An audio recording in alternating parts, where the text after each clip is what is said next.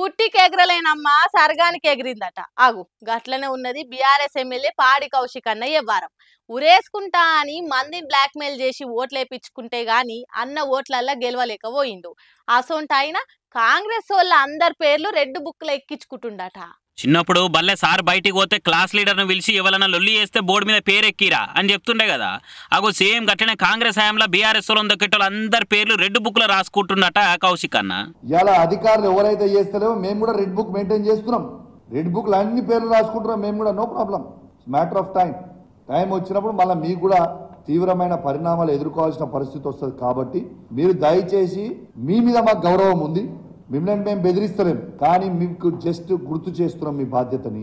కాబట్టి బాధ్యత తప్పకుండా మీకు అధికారులు బాధ్యత తప్పకుండా దయచేసి ప్రోటోకాల్ తప్పకుండా ఎమ్మెల్యేలు బీఆర్ఎస్ పార్టీ వాళ్ళు కావచ్చు, కాంగ్రెస్ పార్టీ వాళ్ళు కావచ్చు, బీజేపీ పార్టీ వాళ్ళు కావచ్చు, అందరు కూడా ప్రజలు ఓట్లేస్తేనే గెలిచిన వాళ్ళు.